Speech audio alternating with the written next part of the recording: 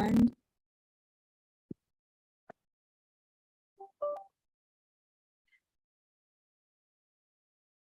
are now live on Channel 8 and YouTube. Thank you. This is the inaugural meeting of the Economic Development and Industrial Corporation of the town of Templeton. I'd like to have the members self-recognize themselves. If you would, Mike, you want to start from our left? Absolutely. I'm Mike Curry. I'm also on the Board of Selectmen. Very glad to be here. Liz Toth, longtime resident. Glenn Eaton. And I'm Steve Castle. I'm also the director of TCTV. Very good. One thing I want to mention, let's see, I'm following the agenda now. We do a Pledge of Allegiance in Templeton all the time. Where is the flag? Oh, there. Can you, Steve, you want to start us in the pledge, please? Would you be so kind? I pledge allegiance to the flag of the United States of America and to the republic for which it stands, one nation, Under God, indivisible, with liberty and justice for all. Thank you all. Introduced members. I did that a little backwards. I'm sorry about that. Following the agenda, item 2, Templeton EDIC's compliance with mass statutes such as open meeting, public records, conflict of interest / ethics, procurement, and others as applicable. I think we all have experience with these. I believe we all do. Do we all have experience in these 4 areas? Fine. I see nods. I mean, okay, fine. So I'm not going to beat a dead horse over those issues. I should ask and make sure that, especially with ethics and conflict, I do want to say one thing after, just 2 things. One is we all want to make sure we're compliant. So I know we have to do a test every couple of years. The state ethics just changed that a little bit, but I think we're just going to make sure that we're compliant. Right. And I think that's on us, right? Just to make sure that we're good. I run a government agency. It's a regional planning district. And so I do that for the day job. And I'll make sure, I remember talking to Justice by email recently, and I think I'm compliant, but I'll follow up with Justice just to make sure, or the town administrator's office. The other thing on conflict of interest is there will be times, I just want to state this for the record now, get it out of the gate, that if I run the Massachusetts Regional Planning Commission and we do planning, and there's planning involved a little bit with this entity. So if there's any conflicts, I'll state it. What I did in the 90s when I was behind this desk is in another role, I'd leave the room. I didn't take any chances. So that's what I'll do. What I will state that is if you need anybody here from MRPC, any one of our staff to talk to you, then we'll just need to pre-arrange it and I'll get them lined up where they can at least zoom in or be here, whatever. And then they can answer those questions. Like I said, I'll be in the hallway. Yeah. Okay. I just don't want to take any chances. So A lot of great resources on this board already. There really, really are. Yeah. There really are. When you get into the nitty-gritty of, the subsection 6, procedures and certification, subparagraph 3 about a comprehensive local economic development plan is needed. That's on the agenda too. And that's one thing so I've been asked wearing my day job hat, can MRPC do that? So yeah, but I'll let the staff answer. It's just not appropriate for me to get into that. Okay. Any questions on that? Issues, concerns? sir. We're good. Everyone sworn in. I believe I am. Yep. Everyone's sworn in. That's good. It's Glenn, not sir. Oh, Just want you to know. All right. We're going to get along a lot better, Mike. you got it, Glenn. All right. Fantastic. We'll move on to item 3, handout review. Thank you, Laura. You handed out the EDIC's enabling statute, which for the benefit of people who are listening, Mass General Law, Chapter 121C, especially but not limited to. I just want to hit a couple of sections of this tonight. The Economic Development Industrial Corporation authority to organize consolidation, members of boards of directors, surety bonds, compensation reimbursements. I'm not going to go through all that. There's just one point I wanted to make under that. I'll get back to it, which is under the members of the board of directors. And then the subsection 5, powers of corporation, this payment and relocation costs. I just want to talk about powers and duties. And then if we have, please throw your pen at me or raise your hand or something if I'm talking too fast or I'm going too fast. But under section 3, the members and board of directors, Lori, just before the meeting, we chatted for a couple seconds about, what are our titles? What are our roles? And there are 7 people, according to the statute, 7 slots, I should say, that we have 4 people. So we have a quorum now and we're legal. And thank you all for joining because Steve and I have been waiting a long time. So this is great. I just want to sing zippity doo dah, but I think about half the people watching won't get the reference, and half those of you who do, I really appreciate that. So do you have the list of titles? So chair, vice chair, how are Mike and Steve serving? Do you know offhand, or can we, or is that a task we can work on later? I can work on that later. That's fine. I don't know what the actual, and Liz and I had talked about it previously. That's fine. I'm a member at large. Large, That's, right. You're at large, I'm at large. I'm government. your government. Okay, I'm just gonna make notes real quick. Because I if don't know why, but I was named to that, so. That's fine. So at large, you said, right? Yep. I think Mike's looking it up. Steve is government. And if I may, can we Yes, get 3 more please. people, please? Yes. And it's what we're gonna work on. We're gonna try recruiting through our office.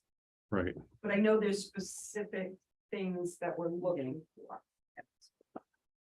Right, and I will try to, oh, here we go. Okay, so for the board members are 7 members, if you want to look on with me, have them all.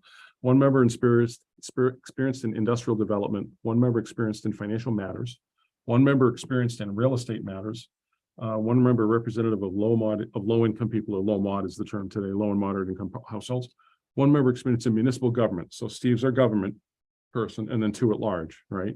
Yeah. So for the record, I have experience doing industrial development planning, financial matters. I used to do commercial lending, dabbled I built affordable homes. So I have real estate, and I used to run programs to help low mod income people, but that doesn't make me qualified for low mod income.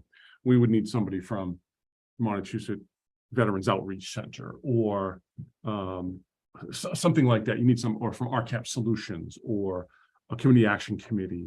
Some people who's working with persons of this, the statute says low income households. That's a very old term, low mod, disadvantaged households.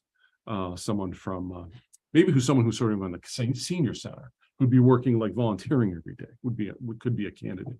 So there are other examples that we could come up with to find, but that's really what the statute's talking about. And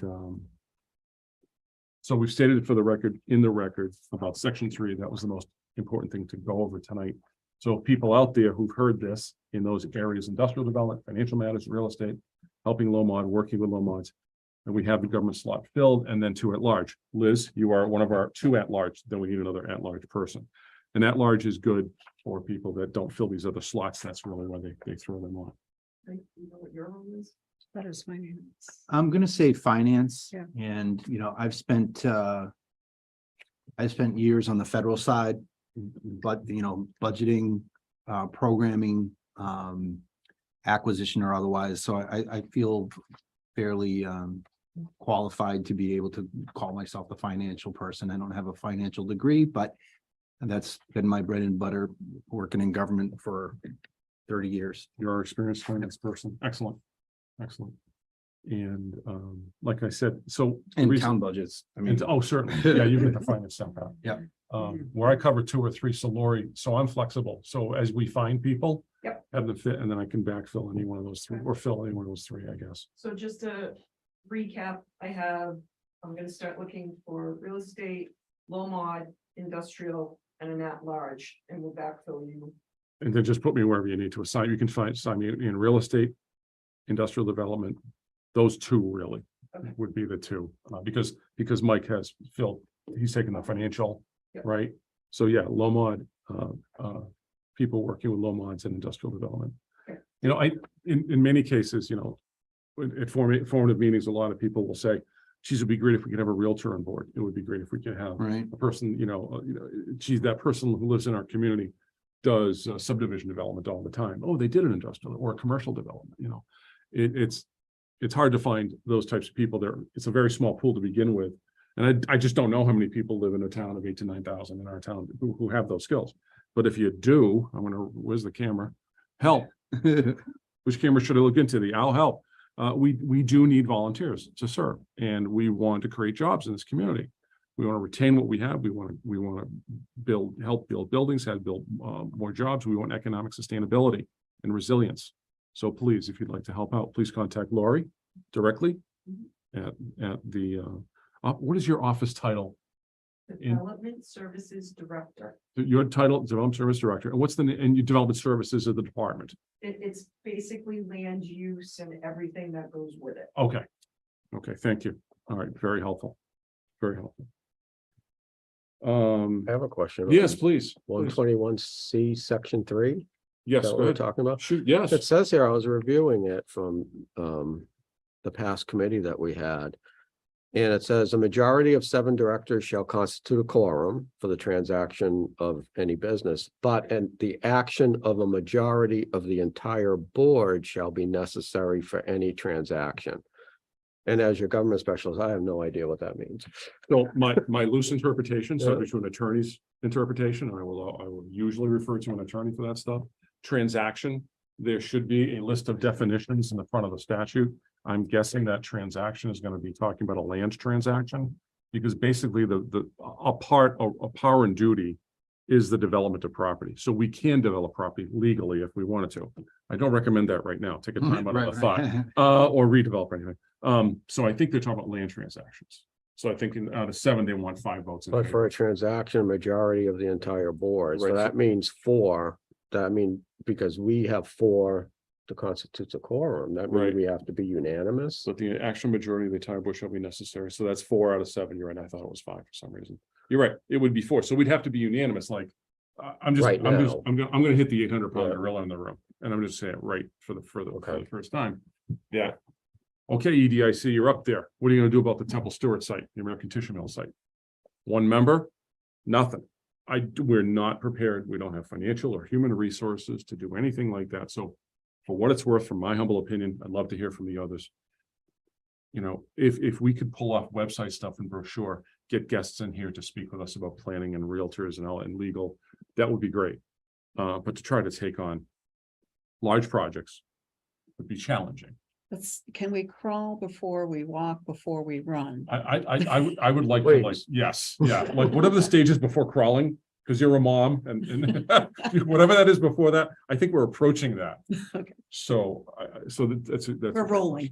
We're rolling. Let's learn how to turn over. And just another question. Yeah, shoot. Generally, are we a committee or a corporation Okay, we're. or a board? That's a great point. That's a great And that point. just helps in our communications. Yeah, because we like so to be we're consistent. subject to the open meeting law, procurement law, we're a public body, you know, all that fun stuff, right? Okay.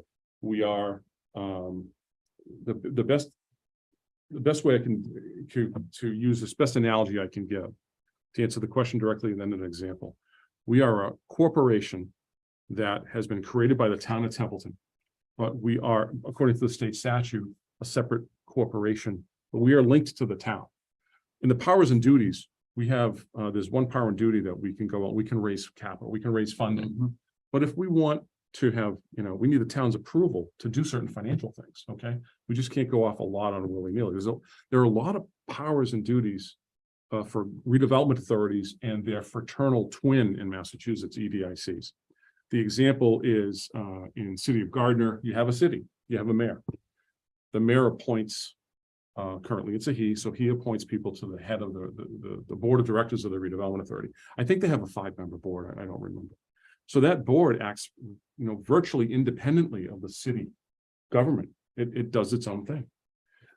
It shares some common staff in Gardner. The head of the Department of Community Development and Planning is the executive director of the redevelopment authority.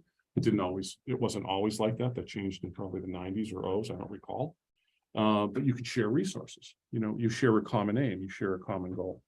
But we are a corporation and we act independently. And a practical example is, you know, following the open meeting law, we can negotiate land transactions to get back to the transaction or to borrow that. And just like a town doing that, we would have to follow the open meeting law. We would probably in many cases go into executive session with roll call votes. We follow the open meeting law and do all that fun stuff. But we can put an offer down, you know, we can do a lot of things. And a lot of this we're going to learn because there's stuff on paper, but I'm hoping that at some point we can either get a town council or some other council that would come in and maybe give us some advice, some guidance here and there and help us out, because I never want to do anything wrong. I never want to do, we're going to be transparent with everything. And I want to make sure we're never doing anything outside of the statute. But if you looked at an organizational chart, Steve, you know, you'd see town of Templeton, right? The electorate, the voters, they have control over all the people, right? And under that, you have the board of selectmen. Then all those organizational charts, you have these solid lines that go down to, you know, department heads and stuff, right? And then there's this little dotted line, you know, in the organization between the board of selectmen, right, and the EDIC, because they appoint. But I'm not saying this maliciously. There's no authority of the board of selectmen over the EDIC members because it's separate. But realistically, I love the fact that Mike's here from the Board of Selectmen, because we Absolutely. want direct communication. Yep. You know? But we will do a lot that's our own thing. We'll, you know, we don't, if we could design a brochure, we ask the town if we can hang a website page. You know, we'll design appropriate content. I'm sure Steve can help us a lot with that, and others, whoever wants to get in. And just to put our name out there. And there are gonna be some things we're gonna, well, there must be a website administrator. Sorry, I don't know if it's you or someone else. Okay, so we'll need permission from the town to hang something on the website, right? But we could also create our own website. We could pay for it. A big thing, and I want to thank you in public, the Board of Selectmen took a state earmark of $200,000 and they allocated it to the EDIC. So this is a very rare, significant. Starting with opportunity. funding already, right? Exactly. EDICs and GRAs, redevelopment authorities, don't typically get a pocket of cash to go. I have a recommendation, one or two on what to do with some of that, but it's to be careful, do one thing to get going and be careful and then go down the road. But let's not buy a piece of property for 200,000. Let's figure out some things. That's when we get down to that point under 5. Totally agree. But Agreed. if I didn't say thank you, I wanted to say thank you now. That's Absolutely. wonderful, wonderful news. Any other questions on the section 3 or the section 5 from anybody? I'm No. done with my Boards or questions. Lori? This is, I like roundtables. I'm like, if you have seen, I want to make sure everybody has input or questions. No, I'm good. You The good? only- I made a couple notes about, I'm gonna contact the state and see if they have any speakers as far as EDIC goes. Oh, they do. So So at the, utilize them. so Department of Housing Community Development, or DHCD, that we know and love, has always had a specialist to help people, communities form redevelopment authorities and EDICs. They have an economic development specialist, for lack of a better word. When we were going through the committee, economic development committee stage to form an EDIC with the Board of Selectmen starting 5 or 6 years ago. I made a call at some point during that 5 or 6 year window, and Carol Wolf, who retired from that position, someone succeeded her, and I talked to her or their successor. I think it was a young lady, I don't recall. If it's the same person, great, because she would have helped a bunch of communities and learned a lot. Because at the time she was relatively new, she was learning, and I was learning with her. But if she's still there, wonderful. So I'll send you an email from, I have a couple of contacts at DHCD who are more in the supervisory here, but any one of those can probably get us to. So I'll forward that to you. And then if you want to reach out to either like Mark Southard or somebody, I'll send that along. Okay. And that would be a person, if that person could zoom in, that'd be great. Perfect. If I, next meeting, under next meeting, can we talk, when we get to 7 next meeting, can we talk about the open meeting law? It's coming to a screeching halt, blah, blah, blah, blah, blah, meetings in person, hybrids or whatever, just to make sure we touched on it. 'Cause, I mean, my data is, it's going to go back to the old way. So anything else on 3? You got the agenda too? I want to make sure, Sharon. Okay, cool. Glenn, I think. Yeah, shoot. I think, what we're going to wind up, we're gonna generate a read file. Mhm. We've got not only our founding documents, what made the EDIC what it is, but I think we're gonna wind up having a fairly large resource library. And when I say large, depending on ideas and otherwise, we already have some core documents. So to just review them, and as the public watches us talk about them, I think that's probably the most important thing. So that is a good idea. Master plan. I think the last one was done in 2017. March of 2017. Yep. It was adopted in this room. Yep. So make sure that we've got that. Yep. We've kind of, I've used that document often, but cherry picked, like, oh, we're going to be talking about signs or the town common, Sure. just for what I have. But my intent is to understand it from cover to cover. Sure. Because I think really that's holistically the document that it basically says, what do we want to do as a community? And that's really the feeling that I get when, there's a lot of enthusiasm surrounding it and with the 4 of us and hopefully more. There were others that disappeared. Come back. The real estate,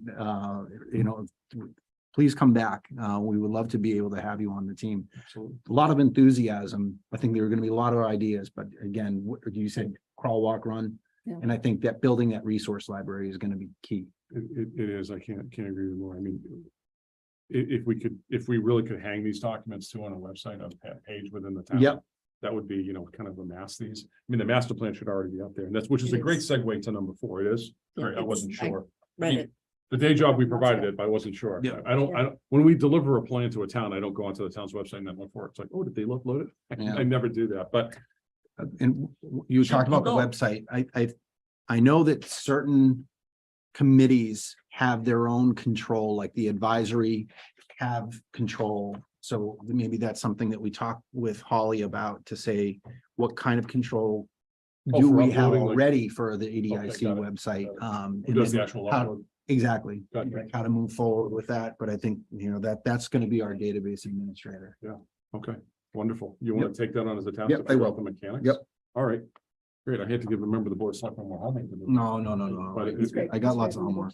Okay, perfect. I'm not gonna say no. If you said yes, I'm not gonna say no. But that's a great segue into number 4, which is where we were going, because and it does say in the enabling statute that, of course, I covered the page. But the bottom line is that we do an EDIC created under the way we created it. There are 2 ways to create an EDIC. I don't remember all the details, and if I did, I'm not gonna bore you with them, but the bottom line is we have to create a comprehensive local economic development plan. Mhm. Now, John Hume at the Massachusetts Regional Planning Commission worked on the master plan from about 9 or 10 through 17. We did it 8 years in a row, so 17 and then -8, so whenever we started it. When he finished it, he adopted it. Now, the planning board adopted it in this room. John was seeing it down there. I took a photo. So it was just, you know, because when you go from a 1968-67 master plan up to 2017, Yeah. that was a momentous moment. Yep. When I was speaking to John's no longer with us right now, but I was speaking to John in the 18-19 window when we went through this local process of, hey, can we create an EDIC or do something about economic development? John recommended at that time, well, you can take just the economic development chapter out of the master plan. It has 17 recommendations or action steps. We tend to use those terms interchangeably. And one of them was create an EDIC. But ironically, so 1 out of 16, 1 out of 17, we're good. But you can take that chapter, which is also called an element under the statute for master Mhm. plans, and then you can just convert that into a local economic development. Now, what it really means is taking the master plan economic development chapter, printing it out or putting it in PDF, however you like to edit, read it, absorb it, think about it, and say, okay, I understand the demographics, which obviously would have changed in 6 years.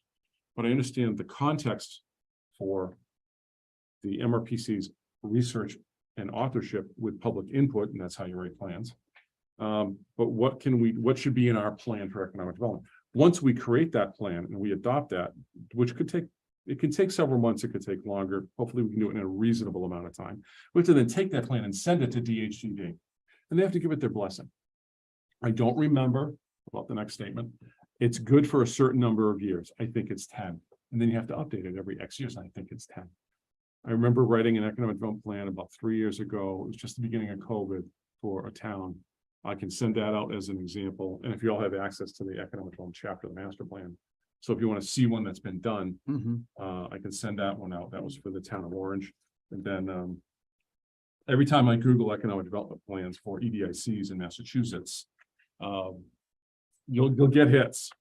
All right. I always tend to gravitate, I don't know why, to the town of Deerfields.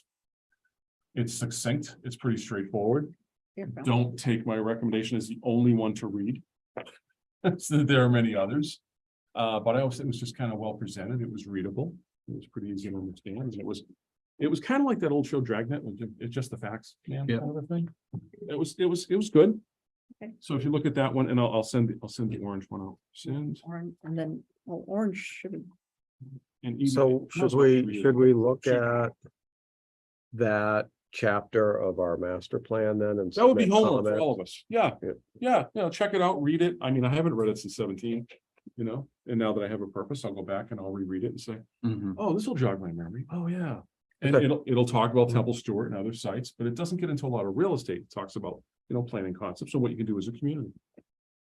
So, yeah, we should reread it, and I think that should be maybe a task. If we get through all this, which we probably will, or maybe for the April meeting, we come back and, okay, Glenn, we all read the Deerfield plan. We took a look at the orange. We read our own economic development chapter. And then we could just put bluntly, you just put a piece of Post-it paper on the wall, and we could just say, what do we think should be in our plan Mhm. based on understanding those documents? And then we just come up with a simple table of contents. And that leads me up to, I'm not going to leave number 4 totally, but it segues into 5. We can go back to 4 and 5 if you want. There are a couple of tasks I recommend that we do with the $200,000, subject to you absorbing. I'm not looking for action tonight. I'd like you to think about things and read and just get familiar with the terms. But there are 2 things that I think I've provided staff support to several economic development committees in the past, and a lot of them just don't know where to go, or they don't have the gift of $200,000. They just don't know where to go. And a lot of them have spent a year just talking about, well, we should create a brochure. Whatever you create in marketing collateral, It's exactly what You know, you really that's, some of the notes that I took getting ready for the meeting is marketing. and that's good, but you really have to understand your situation first. I mean, what did COVID do to us in the last 3 years economically? And when I say us, I don't mean the invisible boundaries about Templeton. Well, that's what we're here for. But water and economics don't follow invisible lines on a map. So, water flows and dollars flow and so on and so forth. So you can look at it locally, sub-regionally, regionally, statewide, New England-wide, national, international. But what should really be in the plan to say to anybody, we're here. We have, I call them the purple zones on the map, the industrial, I call them the yellow zones, the commercial, right? Industrial and commercial, and then the red zones are our districts, and you can put businesses in any one of those. But then what do we, okay, we understand what we like, which leads me to the other thing. My main point is, I would recommend that your fellow members consider doing 2 things. One, we outsource the creation of the economic development plan. We get a consultant, get them in, write the plan. I'm not gonna, they're out there. We just submit a simple request for quotes under 30B. Lori, I have some quote material I can share from my day job if you want it. And we just say, look, we're looking for a consultant just to do a simple economic development plan based on 2 models and based on our economic development chapter. Update the demographics, tell us where we are.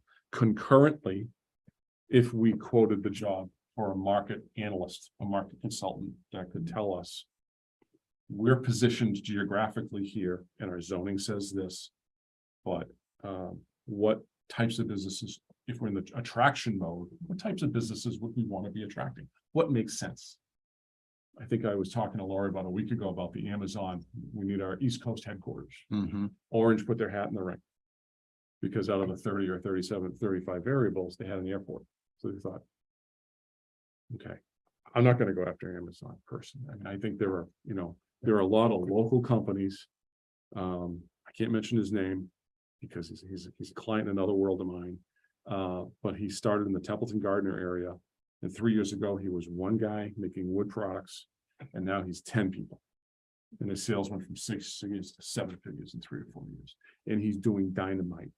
And it's the grassroots people that are really making things again, which makes me so excited because every time I go to certain retailers and online at certain retailers, made in out of country name, we can make things, but can we encourage our local people to help make things again? Anyway, so 2 things are, if we choose as a group to outsource the writing of the plan and then the market analysis, I think the creating of the plan, don't hold me to numbers, and I hate putting numbers in a public meeting because everybody goes back to me and it's like, well, you said it was only going to cost $1 and it cost $2. Yeah. I think if you want a decent plan, you're in the 20,000 plus area.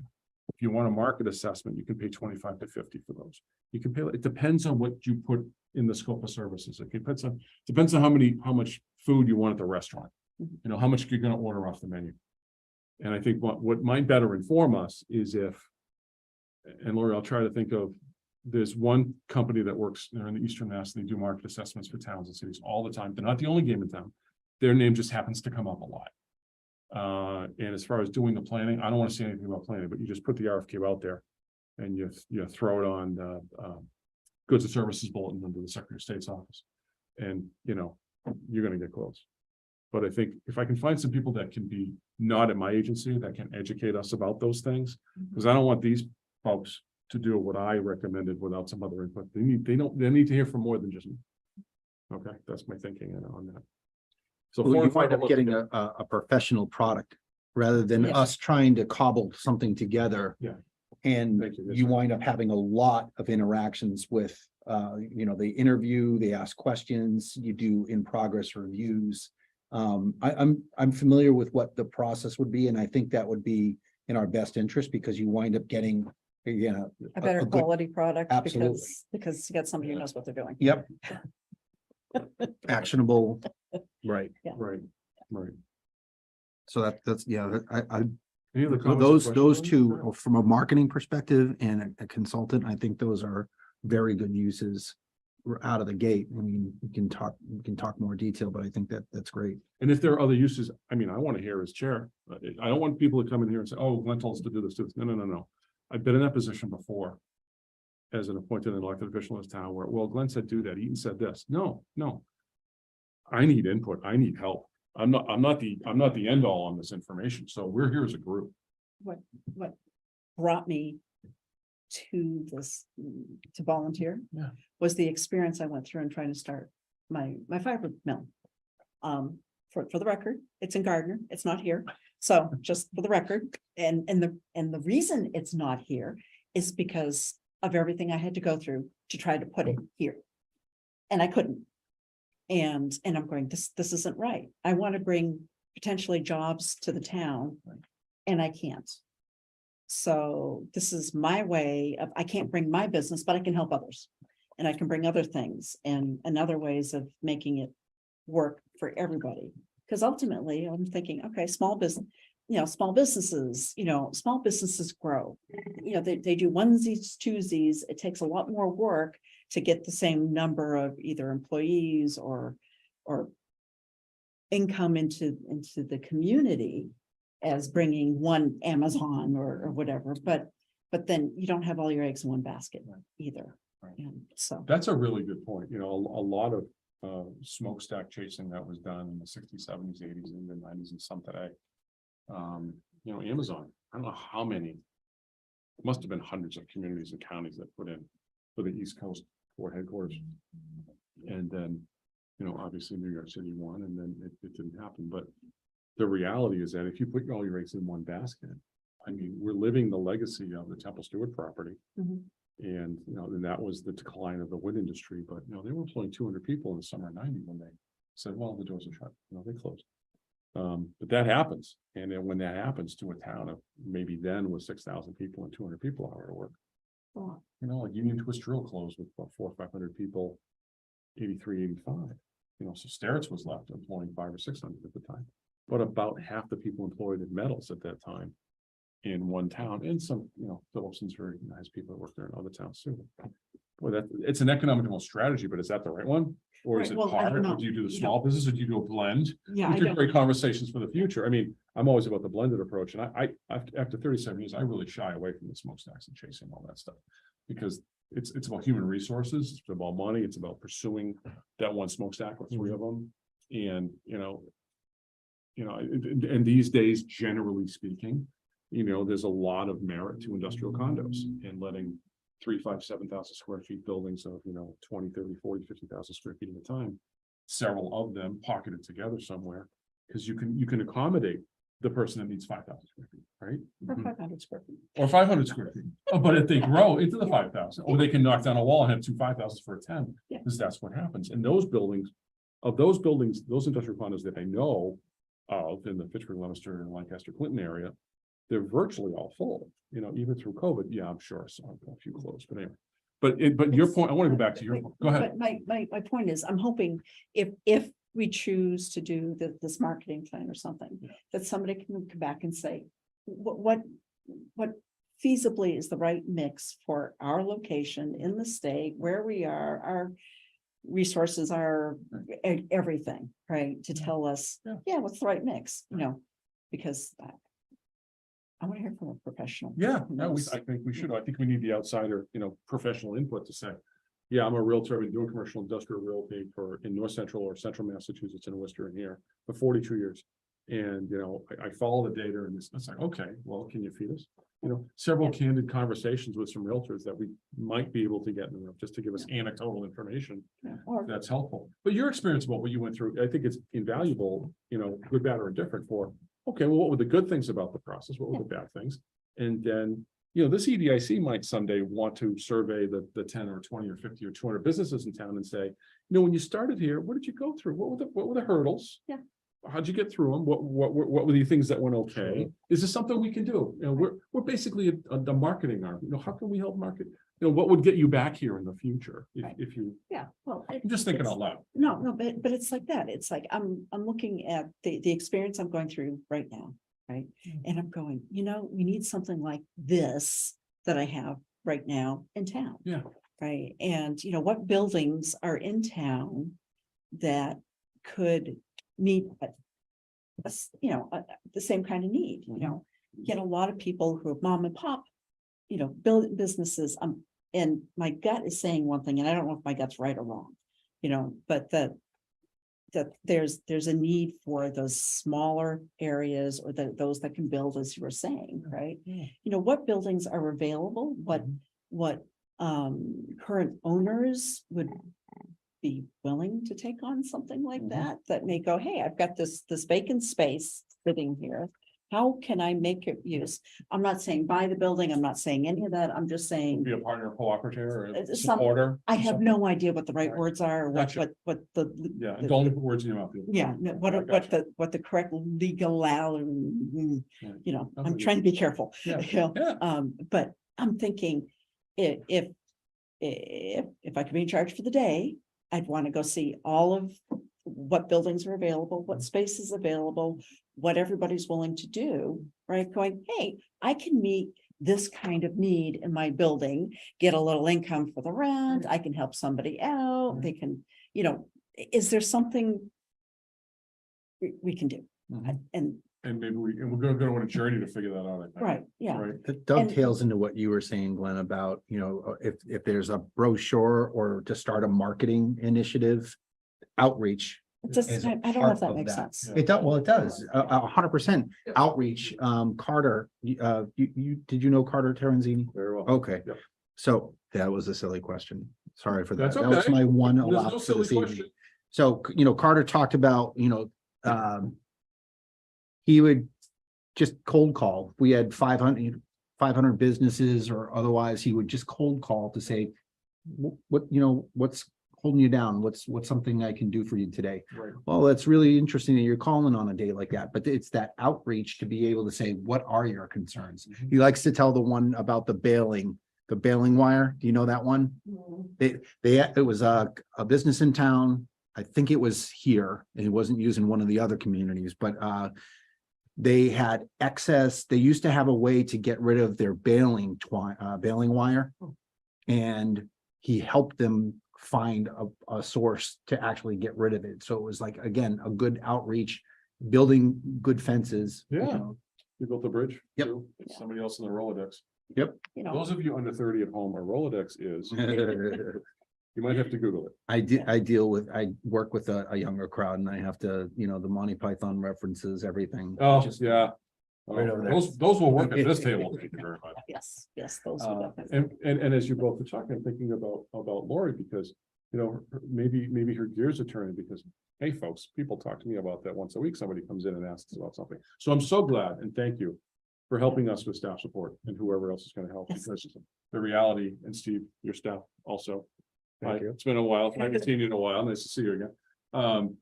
Because that's the person right there in that office, you know, with the building inspector behind her saying, you know, I'm thinking about buying that building. I noticed it's zone commercial. I could probably get 3 tenants in there. Bingo. Yeah. It's like, I already have spots in my head. I'm sure. That's why I wanted to point you out. It's like, that's why I thought the gears might be turning already. And then the other thing that we have, and I'll just put my other hat on, my farmer hat on, is the fact that we've got a lot of small mom and pop, you know, that they're not year-round farms and stuff, that there's other things that we could be doing to either support them. I mean, historically, this was an agricultural community. It still is to some extent. Sure.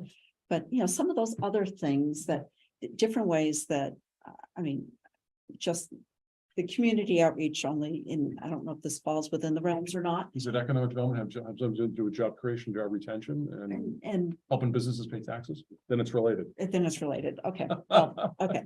You know, and it's just building some of those things out, you know, whether it's like farmers in town that are helping either, sell more quality food to the locals or to the schools or to. That's Well, economic some- development, man. Okay, Absolutely, okay. absolutely. It's not just nutrition, but it's And local again, I income. don't have that kind of farm, so. No, but I won't mention the name, but I'll pick on someone that retired fairly recently. He's been a long-term resident. Mhm. And his retirement is gentleman farmer, he said before he retired. And he wants to sell his produce. He's in business. He's retired. Obviously his, primary source of income is, the retirement check. But he's a gentleman farmer, man. He's working 12 months a year. He wants to grow produce and sell it. That's a business. We want to help those people. If there's an occasional smokestack we talk to, all right, well, we can talk to them. And, you can't leave me in 10 years though. We'll talk and everybody in between. Yeah. Man, So- yeah. Well, right off of that, produce and some of those kind of farms, we've had a little bit of a crisis in town in terms of signage and otherwise.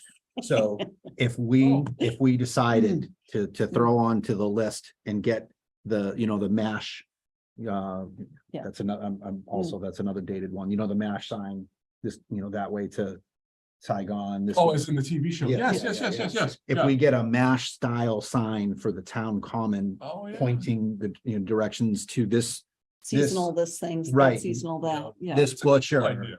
Yeah, I think that would go over very well, especially if we wind up having on it paid for by, or, funded by the EDIC. Yeah, Yes. Absolutely, because we're trying to help local businesses. right. Sure. And that's, We could have one in every I village took if we down, wanted to. I started to add to your list, brochure and outsourcing for a consultant. Anything that we can do shovel ready. Mhm, And yeah. that sign, it's already been discussed. I think Oh, sometimes this is we interesting. This is fascinating. we wind up the problem winds up becoming a funding source. Whose budget is gonna absorb that? Is, Bob Sozik gonna create a sign or something like that? That for us, low hanging fruit, immediate impact, immediate, outreach Sure. to be able to say who wants to go on the sign. That's another. It's another way to put the businesses on the map, which puts Yep. Templeton on the map, Yeah. which becomes an attractive, whether you Yeah, live made here in Templeton. and I need some cucumbers and it's Ooh, July Made and I in know I gotta Templeton get some. Initiative. I mean, I love going to honor stands, farms. Farm stands. Farm stands, excuse me. You put your $2 in, you get your zucchini, whatever it is, and well, I mean, my main farm egg supplier stopped making eggs. I don't know why, so I had to find another one. But I use that stuff all the time. I love that sign idea. There's Made in nothing- Templeton Initiative. I think, I don't know if I'm coining something that we would love to be able to. What was the whole phrase again, Mike? I'm sorry. The Made in Templeton Initiative, a marketing initiative is basically saying. That's wonderful. What are we taking stock of in our own community? And then, that's the baseline. We're baselining our community right now. And to be able to do that and then add to it, as businesses, it's kind of like our notch on the bedpost sort of thing. Yeah, Yeah, So- it's like, Absolutely. does anybody know love what it. businesses we actually have in town? it's a fairly easy database search, isn't it, But- with public records? But with, So- so it'd be through Town clerk. town, okay, but. People it's- with DBA certificates or something All like of that? it, yeah, Yeah, all all of of it, yeah. What about LLCs, S corps, Secretary of State. Secretary of State? That's right. Okay, yeah, that's not this, that's the state, yeah. So that's So we can get the that's data, that's Yeah. part of that library Yeah. is to come up with that. That's great. Yes. but there's nothing wrong with, having this conversation X number of times. Formulate one page for, not how the signs look, don't get it down the weeds, but having a sign initiative and saying, okay. Well, we know we kind of want the MASH sign. What if we put them, like a request for quotes is where I'm really going. You put on an RFQ and see how much it costs Mhm. based on the design, on the specifications of signage that look like this, generally speaking. And if we say a MASH sign or an X or whatever we call it, it's fine. Let somebody quote the job. And see what it costs, when if it puts Templeton on the map, as opposed to the typical Commonwealth of Massachusetts, welcome to Templeton sign. Nice, thank you very much. But if we could do more, that'd be great. I mean, to his credit, Charlie Manka did help to put Gardner on the map when he had these beautiful wooden signs, welcome to Gardner, installed during his administration. Oh, gotta be 20 years ago now. Yeah. But they helped to, They're still there. yeah, they might be, yeah, they are. Yeah. Excuse me, they're beautiful. I think it's a great idea to have a consultant and an analyst, and it's gonna give us a sound foundation to start. We know what we will have. Yeah. And I like the ideas to really hit the grassroots businesses, and that's what I got into it for, and Okay. You know, with TCTV, we've always said, even with the regional website that we created, that the idea was to provide a digital platform for people with small businesses, crafts people, people who don't know how to get their stuff out there and see what happens. So I think we could use some of the money for other grassroots efforts like that as well. Firm up And if you want, or later, whenever you're. yeah, I think, we should have a deep dive into it one meeting. Sure. And I think Lori just made that note. yeah, Yeah, what is? and do you and have and things part- that you'd like to see? Do you have any ideas now? well, we're starting a digital lab, hopefully with partners that can bring in hopefully youth and students into playing with digital media. And we're considering getting virtual reality cameras. And I know Glenn's Wachusett Business Incubator has 3D printing, and we want to bring people there. And that, to me, is economic development, and it can tie into workforce and create a high-tech workforce in this area that could attract businesses to the area. So Yeah. I don't know if some Cool. money could go into that at Might be able some to help with time. that. Robotics and 3D Yeah. printing, the school might be a great partner. We're gonna reach out. I mean, Yeah. through the Wachusett, okay, let me take this out. Put the Wachusett Business Inc. hat on for 30 seconds, and we're gonna reach out to high schools. Mount Wachusett, we have a marriage relationship that we're entering into, and then Pittsburgh State. So we're gonna reach out to many students of, high school, junior college, and four-year institution Great. to try to bring them in. But also the WI's primary mission and its mission statement is to help entrepreneurs create businesses or scale up existing businesses to create and retain jobs. That's basically what it's about. It's based in Gardner. And Steve is working with the executive director of the WI. I'm on the board, for full disclosure.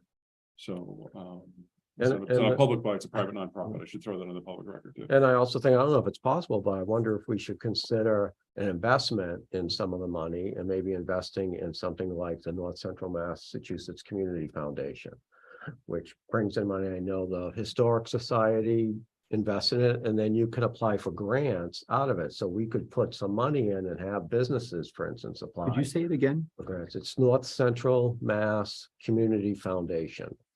So it goes I didn't know by that's how it works. NCMC. Yes, Community Foundation of North Central Massachusetts. Yeah. That's their official name. So it mix up the What do letters. they do? It's basically a grant giving organization. It was tied to the United Way years ago. It's separate now. And the WBI, I applied for a grant from them got one or two in the last couple of years to help the incubator with some stuff, some tenant fit out when we moved our office.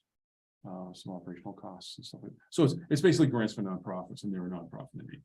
So they're a regional foundation grant giving organization. And I think your money is invested. Hey, I didn't realize they had it. If you can invest, then you can apply. I just applied. We didn't Yeah. know what about the investment side. Interesting. Yeah, and I may be wrong. the, I'm not sure. I know our bylaw or our governing document talks about if we're not going to use the money right away, we can actually invest it for ourselves. So if we had a spend plan for, $20, $50, $70,000, we could put the rest of it in, an interest bearing account. Yeah. And actually, Yeah. walk the walk, talk the talk. Yeah, the MMDT in my day job, we have had an account with Mass Municipal Depository Trust, which is one of the legal entities that public bodies in Massachusetts can invest in. As I know you're aware of this much more than me, but and right now, for a lot of reasons I won't go into, the bottom line is we're earning $950 a month in interest right now because we have 6 figures in this account. Mhm.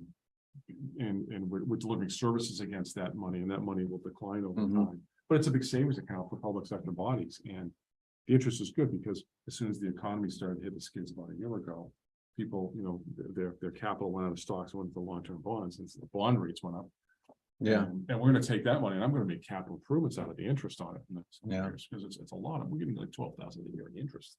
North For an Central- organization, it's about $1.9 million. 90,000.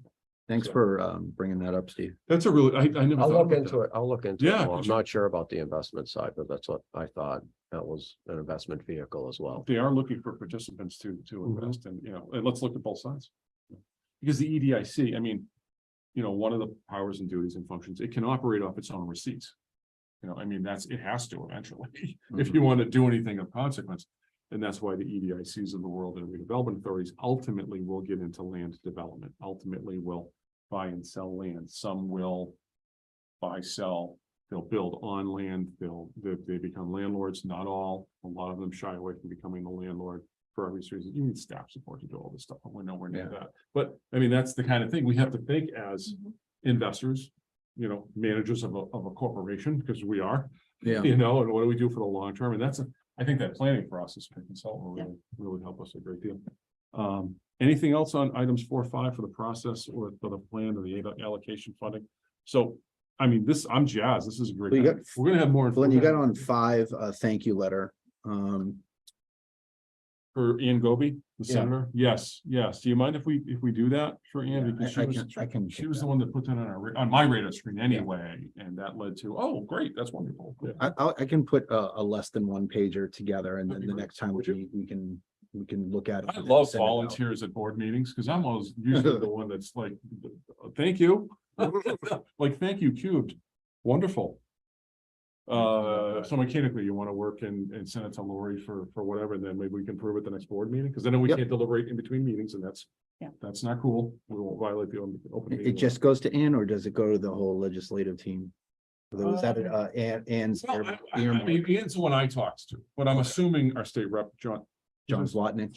Yep. I'm assuming he was probably involved, so I think it should go to at least those two. Okay, I don't know who else it should go to. And Templeton, if that's our state senator and our state rep, then and we're the Templeton EDIC, then I think we're okay with just those two. okay. I'm sure they'll share it. Yeah, share it around. You can have a sentence, please share around if we didn't hit all the right mailboxes or something. Yeah, I'll put that together. Mike, don't volunteer for too much. I'm gonna slip down your way. All right, well, thank you. Taking the easy ones. Oh, I love it. I don't want to take. Voted into any other. Well said. Anything else on items 4 and 5? I don't want to abandon them unless anybody has any other thoughts. I Good. think we talked them through. We talked them through. Okay. 6 administrative matters. Now, just so you know where that term comes from, when I threw it on the agenda that I sent to you, Laurie, for posting. So when the open meeting law changed like a decade ago, and we couldn't have other business anymore because you had to put everything on there. Mhm. So our attorney at the time was Mark Goldstein, who's now Judge Goldstein. And he said, well, you can't have, but if you have to like talk about like how holding a next meeting or something, administrative matters next meeting, like, and you know, admin. So that was my recommendation. I didn't want to conflict with the town's policy of its agendas with its language. It was just something I did in my day job. So Mike and Lori, if there's a better term or a more appropriate term or a legal term that the town council told us to use, that's fine. Let's erase that next time. And I'm looking for counsel and I want to explain where it ended up there. That's all. I think that we'll need to look into that because Fine. We hold to being very explicit in our agendas. From my point of view, you can delete it for forever from now on. Member comments. Remember? Oh, Okay. So you guys have a system that I'm aware of. Yeah, I mean, when the select board goes through board member comments, staff comments, it's nothing that is going to be actioned. It's basically, this is what I'm feeling, this is what I'm angry about, or this is what I really appreciate, or I want to mention this. It basically allows Okay. for limited discussion if someone had something they wanted to be able to. They want to bring get up. it on the table and on the floor. Right, but it's no the action. implied action no there action. is, it's exactly. Hey, I'm planting the seed. I might bring this up as an action item in a month and now. Mhm. I want to inform my colleagues now, kind of a thing. Right. That's great. That's great. I like that. So can we do member comments in the future? Lovely. Lovely. Next meeting is, I don't have the date. I'm so sorry. What are we doing? The first, what of what? Well. Or Here's is the that subject- difficult part because the ahead. calendar fills up really quick. Sure. So when I was looking at the calendar, and Steve can And probably he's got it up. got it in front of him, April was kind of Okay. mushed. Is But that a technical term? it's the nice term that I could come up with. Okay. I know that for Liz and I, Mondays work well. Okay. 17th available. April 17th is available. It's a holiday. Oh, it is? That's Oh, that's Patriots Patriots Day? That's Yeah. the day the town hall is closed. I would come anyway. If anybody wanted to Yeah, but then that is always that argument about people being out of town, the holiday, and were you Yeah. disenfranchising somebody from, what is it here? So I actually looked into May. There are some days available in April, but they're not, it's Tuesdays and Wednesdays by the looks of it. Can we? The can we go in 24th order? is Board of Health. You're gonna be here anyway, right, for Board of Health? Starts at 7 though. Right. What? I mean, it sounds like Glenn's winding us down. If we keep to an hour, we come in at 5:30.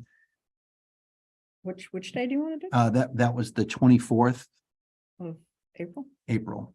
You have to take Or into there's the 10th. consideration change over time for Yeah. TCT. Yeah, we want a Oh, half yeah. hour, so So, you'd yes. have a hard stop at 6:30 on the 24th. That's not- So if we, so we'd have to start at 5, we're saying, to 6:30 instead of 6 to 6:30. Up to you. So, okay, so, I'm 5 all is for my 1 hour earliest. meetings. so the 24th is a date as an option. Are there any other possible dates in April that are not the 24th, but on a Monday? Or are there none? No, that's booked? Yep.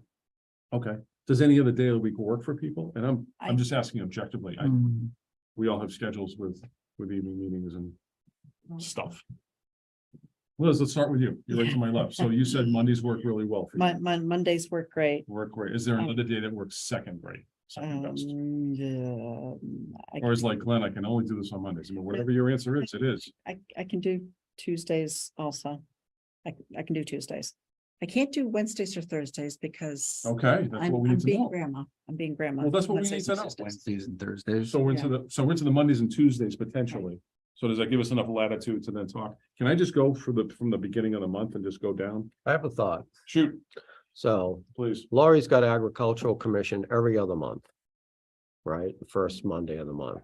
You could take every other first Monday of the month as Mhm. well, if Mhm. that's okay with Lori.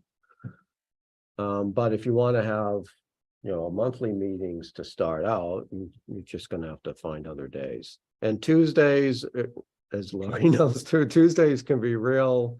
You don't know what's gonna happen. Are we gonna have a meeting? Are we not? It's booked, but it's nice. I think it's nice for your departments to have a little latitude on Mondays and Tuesdays too. If you have to, a lot of times you have to change Monday meetings because of holidays, so it's nice to have that free week. Mhm. Because right now, 3 Mondays, 3 Tuesdays are usually booked. And Okay, that's helpful. if we come up with a date to stick to, I'll put it in there as pre-scheduled. That way somebody can't Well, get out from under us. let's do that. So, and when can you start pre-scheduling for a Monday? As soon as. What? Tonight? Yeah, I mean, I can, I guess what I'm saying is between now and that first Monday that you can, is how much time do we have? Is there like a month and a half, 2 months between that first time you can do a Monday or? yeah, it was May, that Okay. the next Monday was available. So Maybe- let's take start with the May, right, and find another date in April, so we have a meeting in, That's more than April. 2 weeks apart. Because if you've been on April 24th, and then you're gonna have some more Oh. distance, is that what you're saying? no. Oh, I'm saying. No. What I'm saying is whatever the date is in May, Yeah, whatever that Monday is, Yeah. right, we start we book, That date. that we book that date and it's for there And for pre-schedule. the next months. for the future months, but Gotcha. between now and then, if we want to have another meeting, We're just trying to find a date. we that just works. find a date that works. Okay, so what is the May date then? Yeah. To Liz's point, and start there and then 8th, work backwards. it's the first May. I mean, the first Monday. Is that one open? The first There's Monday? of May? nothing on the 8th. Or May 1. May 1's Labor Day. I thought I had looked at. That may be why there's nothing on May 1, because it's Labor Day. I'm just saying, no, So- not Labor Day, sorry, remember. What do I have Labor Day on my schedule? Who knows? It's Labor Day in another country, sorry. So Canada or is it like the second Monday of every month, It's or is it May, just? you're right. May 1st is the first Monday in May. So May 1 for us, That, it's up to you guys. I- I'm here. I- okay, but it doesn't conflict with your ag commission or other entities that you provide It staff was to. open. So are the 4 of us okay on May 1? Yeah. Mike, yes, Liz, yeah. Sure. Yes, okay. So we know we can have a meeting May 1st. I was thinking if we take the May, you're saying that the second week of the Monday, this, You want the second Monday instead? no, I'm I being want to stop confused. talking. Liz, go ahead. What would you like? I can do any Monday. What I'll do is I'll go into the calendar tomorrow and make sure we're not dealing with Memorial Day weekends. And then what I can do is I can book us on the Monday that is actually available and then pre-schedule out the rest. So it's either May 1st, 8th, 15th, or 22nd. Because the 29th is Memorial Day. So it's gonna be one of those four that you're gonna land on and. One or eight. else. Is that what we're going? Yeah, I'm going for, that's fine with me. Deal? Yeah, whatever. Deal? Yeah, okay. So I'll take care of that tomorrow. So it's me 1, 8, 15, or 22. I don't write this down, I'll forget. And then whatever day it is, just Plug it in. inform us. Will do. For the April, No. No, this is May. May 1, 8, 15, or 22. okay, Or it's gonna let us know by email tomorrow. And then she'll tell us what, Going Okay. forward, Going forward. what Monday of the month where June, July, August, blah, blah. Yeah. Now, how about April? What do we do then? you guys get to discuss that and figure it out. If you want the 24th, we'll just, we don't mind doing double headers. It's actually efficient for us to do it, to do meetings that way. We just need the half hour in between. So would the committee want to meet on the 24th of April and then meet a week later on May Well- 1st potentially? Or do you want to have some more wiggle room in between? I don't care either way. I mean, it sounds like we're gonna rock and Why roll. don't you just go right to the May date? It gives you guys time to figure out. We got a lot of reading to That I do. wrote down Yeah, that we're collecting information on. sure. And come prepared in May. And we all have to read some three reasonably sized documents between then. So it gives us Yeah. some more reading time okay, and thinking time about, geez, early May.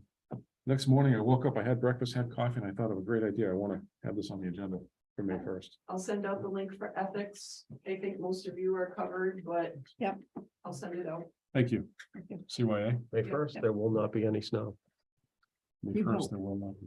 no. Good, you know. Oh, Back it up. Because I've been in New England a long time. I remember a May snowstorm too. but it's gotta be pushed back. excuse me.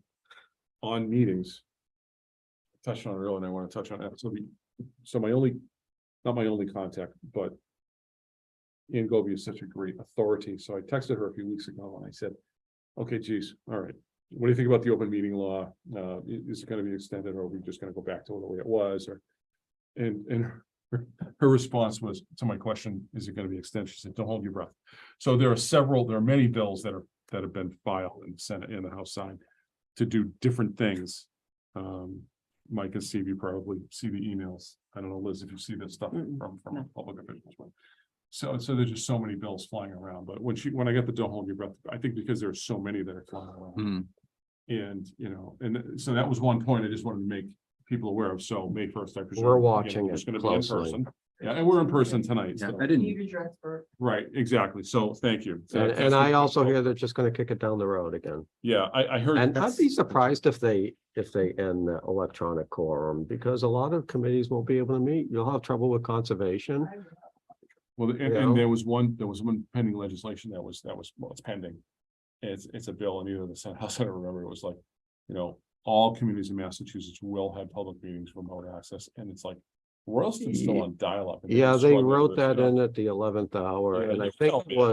was the hardware manufacturers who want us to buy That's right. obsolete equipment. That's right, exactly. But So- I know there's a movement for it, and I just can't see it taking form this year. But it shocked me last year because I saw stuff on the forums and people scared about it, and I thought, it's ridiculous, it can't happen. Right. And didn't pay any attention to it, and I was shocked when they wrote it in as a trial balloon at the that they 11th should hour. all be remote, or that they should. They should all have remote access. All communities would be required. The way it was written, you could dial in on the telephone, Yeah. but it was up to the community of how you set it up. And Tim Toth had asked me about it, and I said, okay, here's how I think we should deal with it if it happens. Mhm. And we have plans to deal with that.